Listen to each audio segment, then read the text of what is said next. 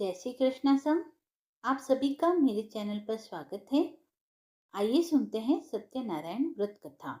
व्रत करने वाला पूर्णिमा व संक्रांति के दिन प्रातःकाल तथा संध्या काल को स्नान आदि से निवृत्त होकर पूजा स्थान में आसन पर बैठकर श्रद्धा पूर्वक श्री गणेश जी, गौरी, वरुण, विष्णु आदि सब देवताओं का ध्यान करके पूजन करें तथा संकल्प करें कि मैं सत्यनारायण स्वामी का पूजन तथा कथा श्रवण करूंगा। पुष्प हाथ में लेकर नारायण का ध्यान करें, स्तुति करें। हे भगवान, मैंने श्रद्धा पूर्वक फल, जल आदि सब सामग्रियां आपको अर्पण की है। आप इसे स्वीकार करें। मेरा आपको बारंबार नमस्कार है। इसके बाद सत्यनारायण भगवान की कथा को पढ़ना चाहिए या सुनना चाहिए। तो आइए प्रारंभ करते हैं सत्यनारायण व्रत कथा। अध्याय एक समय नैमिषारण्य तीर्थ में सोनका आदि 88,000 ऋषियों ने श्री सूत जी से कहा, हे प्रभु, इस कलयुग में वेद विद्या रहित मनुष्य को प्रभु भक्ति किस प्रकार मिलेगी तथा उसका उद्धार कैसे होगा। इसीलिए हे मुनि, कोई ऐसा तप कहिए जिससे थोड़े समय में पुण्य प्राप्त होवे तथा मन वांछित फल मिले। वह कथा सुनने की हमारी इच्छा है। सर्वशास्त्र ज्ञाता श्री सूत जी बोले, हे वैष्णवों में पूज्य, आप सब ने प्राणियों के हित की बात पूछी है। अब मैं उस श्रेष्ठ व्रत को आप लोगों से कहूंगा जिस व्रत को नारद जी ने लक्ष्मी नारायण से पूछा था और लक्ष्मीपति ने मुनि श्रेष्ठ नारद जी से कहा।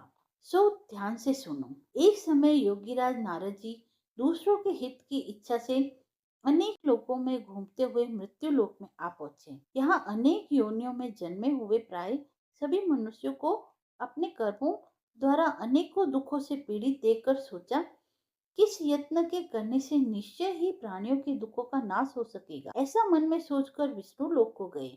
वहां श्वेत वर्ण और 4 भुजाओं वाले देवों के ईश नारायण को देखकर, जिनके हाथों में शंख, चक्र, गदा और पद्म थे तथा वरमाला पहने हुए थे, स्तुति करने लगे। हे भगवान, आप अत्यंत शक्ति से संपन्न हैं। मन तथा वाणी भी आपको नहीं पा सकती। आपका आदि मध्य अंत नहीं है। निर्गुण स्वरूप सृष्टि के आदि भूत व भक्तों के दुखों को नष्ट करने वाले हैं आप। आपको मैं नमस्कार करता हूँ। नारद जी के इस प्रकार की स्तुति सुनकर विष्णु भगवान बोले, हे मुनि श्रेष्ठ, आपके मन में क्या है? आपका किस काम के लिए आगमन हुआ है? निसंकोच कहिए। तब नारद मुनि बोले, मृत्यु लोक में सब मनुष्य जो अनेक योनियों में पैदा हुए हैं, अपने अपने कर्मों द्वारा अपने अपने प्रकार के दुखों से दुखी हो रहे हैं। हे नाथ, मुझ पर दया रखते हो तो बतलाइए कि उन मनुष्यों के सब दुख थोड़े से ही प्रयत्नों से कैसे दूर हो सकते हैं। श्री भगवान जी बोले, हे नारद, मनुष्यों की भलाई के लिए तुमने बहुत ही अच्छी बात पूछी है। जिस काम के करने से मनुष्य मोह से छूट जाता है, वह मैं तुम्हें कहता हूँ, सुनो। बहुत पुण्य देने वाला स्वर्ग तथा मृत्यु लोक दोनों में दुर्लभ एक उत्तम व्रत है। आज मैं प्रेमवश होकर तुमसे कहता हूँ।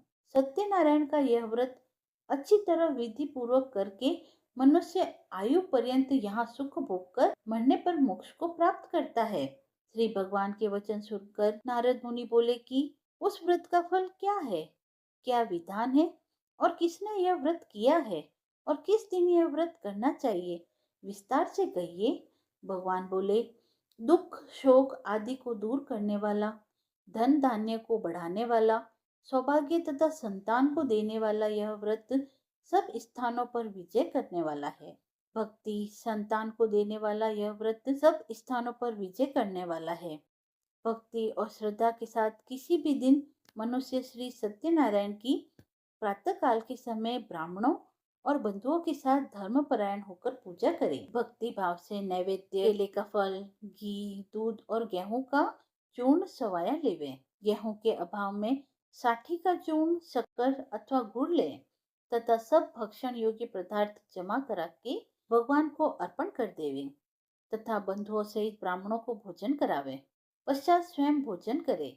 नृत्य, गीत आदि का आचरण कर सत्यनारायण भगवान का स्मरण करते हुए समय व्यतीत करे। इस तरह व्रत करने पर मनुष्य की इच्छा निश्चय ही पूरी होती है। विशेषकर कली काल में भूमि पर यही मोक्ष का सरल उपाय है। दूसरा अध्याय। सूत जी बोले, हे ऋषियों, जिसने पहले समय में इस व्रत को किया है, उसका इतिहास कहता हूँ। ध्यान से सुनो। सुंदर काशीपुरी नगरी में एक अत्यंत निर्धर ब्राह्मण रहता था। वह भूख और प्यास से बेचैन हुआ नित्य पृथ्वी पर घूमता था।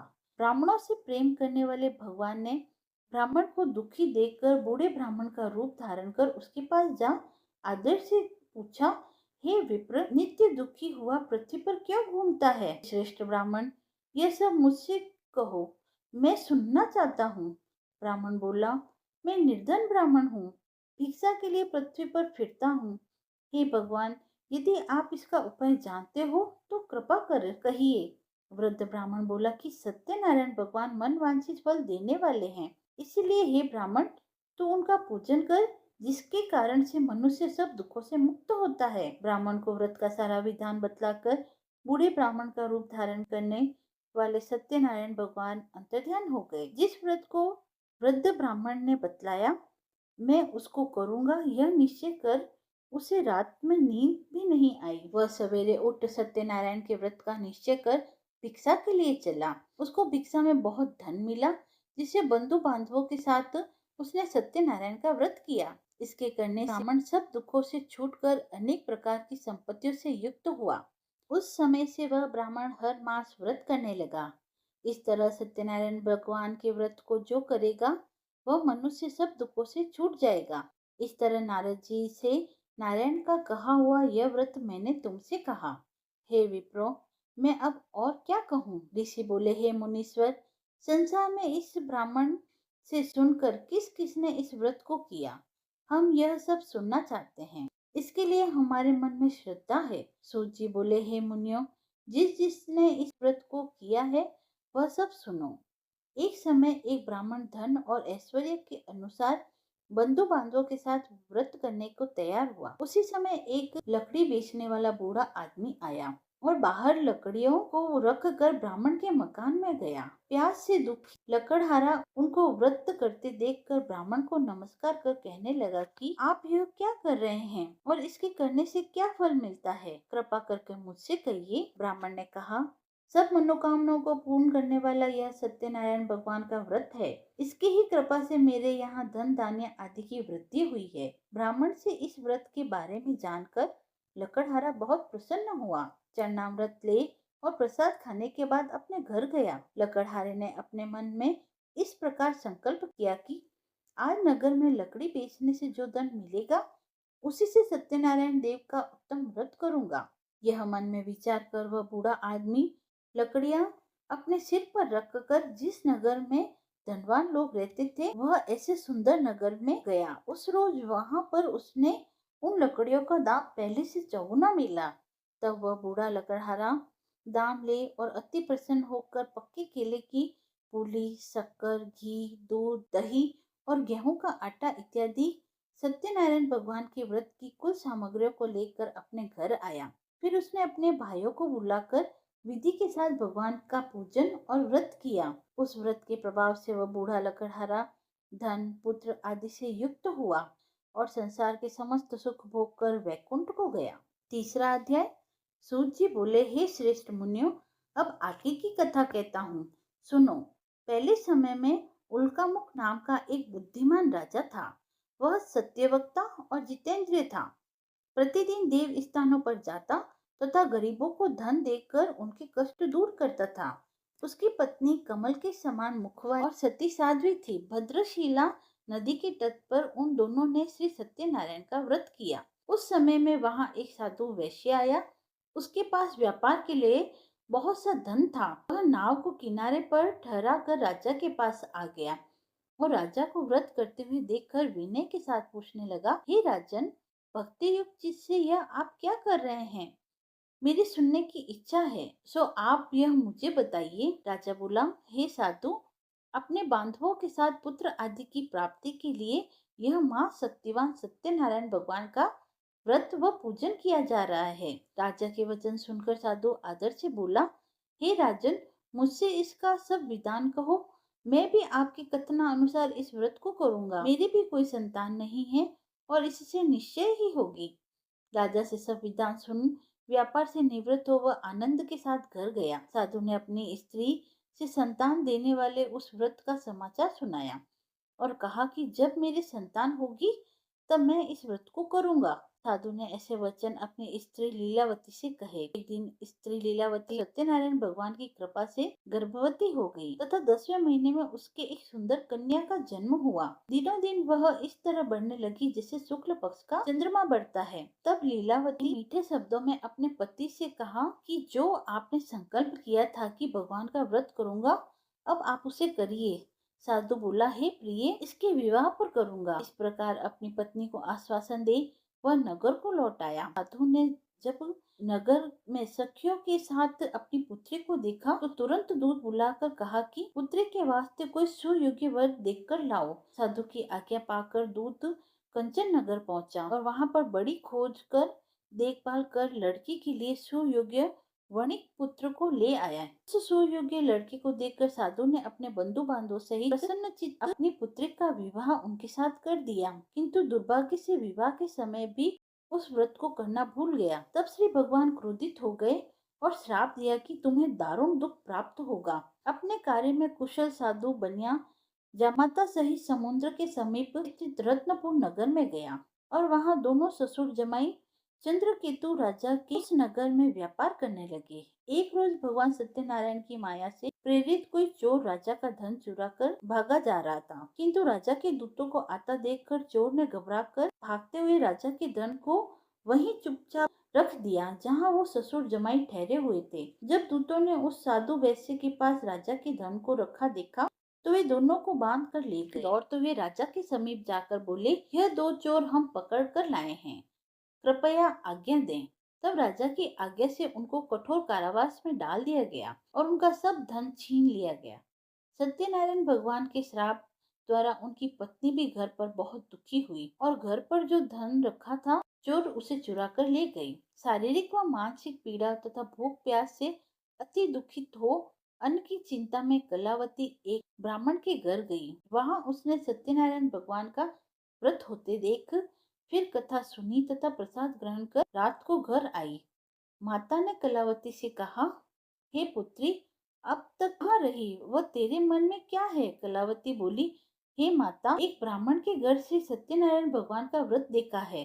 कन्या के वचन सुनकर लीलावती भगवान के पूजन की तैयारी करने लगी। लीलावती ने परिवार और बंधुओं सहित श्री सत्यनारायण भगवान का पूजन किया और वर मांगा कि मेरे पति और दामाद शीघ्र आ जावे। साथ ही प्रार्थना की कि हम सबका अपराध क्षमा करो। सत्यनारायण भगवान इस व्रत से संतुष्ट हो गए और राजा चंद्रकेतु को स्वप्न में दर्शन देकर कहा, हे राजन, दोनों वैश्यों को प्रातः काल में ही छोड़ दो और उनका सब धन दो, नहीं तो मैं तुम्हारा धन, राज्य, पुत्र आदि सब नष्ट कर दूंगा। राजा से ऐसे वचन कहकर भगवान अंतर्ध्यान हो गए। प्रातःकाल राजा चंद्रकेतु ने सभा में अपना स्वप्न सुनाया, फिर दोनों वर्ण कैद से मुक्त कर सभा में बुलाया। दोनों ने आते ही राजा को नमस्कार किया। राजा मीठे वचनों से बोला, हे महानुभाव, भाविवश ऐसा कठिन दुख प्राप्त हुआ है, अब तुम्हें कोई भय नहीं। ऐसा कहकर राजा ने उनको नए नए वस्त्र आभूषण पहनाए तथा उनका जितना धन लिया था उसे दुगुना धन देकर आदर सहित विदा किया। दोनों वैसे अपने घर को चल दिए। चौथा अध्याय। सूत जी बोले, वैसे ने मंगलाचार करके यात्रा आरंभ की और अपने नगर को चला। उसके थोड़ी दूर निकलने पर दंडी वेशधारी सत्यनारायण ने उनसे पूछा, हे साधु, तेरे नाम में क्या है? अभिमानी वर्णिक हंसता हुआ बोला, हे दंडी, आप क्यों पूछते हो? क्या धन लेने की इच्छा है? मेरे नाम में तो बेल और पत्ते भरे हैं। वैसे का कठोर वचन सुनकर भगवान ने कहा, तुम्हारा वचन सत्य हो। दंडी ऐसा कहकर वहां से दूर चले गए और कुछ दूर जाकर समुद्र के किनारे बैठ गए। दंडी के जाने पर वैश्य ने नित्य क्रिया करने के बाद नाव को ऊंची उठी देखकर अचंभा किया और नाव में बेलपत्र आदि देखकर मूर्छित हो जमीन पर गिर पड़ा। फिर मूर्छा खुलने पर अत्यंत शोक प्रकट करने लगा। तब उसका दामाद बोला कि आप शोक न करें, यह दंडी का श्राप है, अतः उनकी शरण में चलना चाहिए, तभी हमारी मनोकामना पूर्ण होगी। दामाद के वचन सुनकर साधु वर्णिक दंडी के पास पहुंचा और अत्यंत भक्तिभाव से नमस्कार करके बोला, हे भगवान, आपकी माया से मोहित होकर ब्रह्मा आदि भी आपके रूप को नहीं जानते, तब मैं अज्ञानी कैसे जान सकता हूँ? आप प्रसन्न होइए, मैं सामर्थ्य के अनुसार आपकी पूजा करूंगा। मेरी रक्षा करो और पहले के समान नौकाओं में धन भर दो। उसके भक्ति युक्त वचन सुनकर भगवान प्रसन्न हो उसकी इच्छा अनुसार वर देकर अंतर्ध्यान हो गई। तब उन्होंने नाव पर आकर देखा नाव धन से परिपूर्ण है। फिर वह भगवान सत्यनारायण का पूजन कर साध्य सहित अपने नगर को चला। जब अपने नगर के निकट पहुंचा तब दूतों को घर भेजा।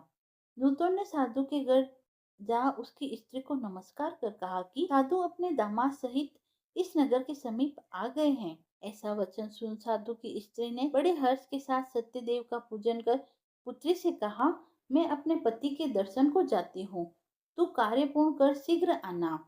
माता के ऐसे वचन सुनकर कलावती प्रसाद छोड़कर पति के पास गई। प्रसाद की अवज्ञा के कारण सत्यदेव ने रुष्ट हो उसके पति को नाव सहित पानी में डुबो दिया। कलावती अपने पति को न देखकर रोती हुई जमीन पर गिर गई। इस तरह नौका को डूबा हुआ तथा कन्या को रोता हुआ देख साधु दुखी होने लगा और बोला, हे प्रभु, मुझसे या मेरे परिवार से जो भी भूल हुई है उसे क्षमा करो। उनके दीन वचन सुनकर सत्यदेव प्रसन्न हो गए और आकाशवाणी हुई कि हे साधु, तेरी कन्या मेरे प्रसाद को छोड़कर आई है, इसीलिए उसका पति अदृश्य हुआ है।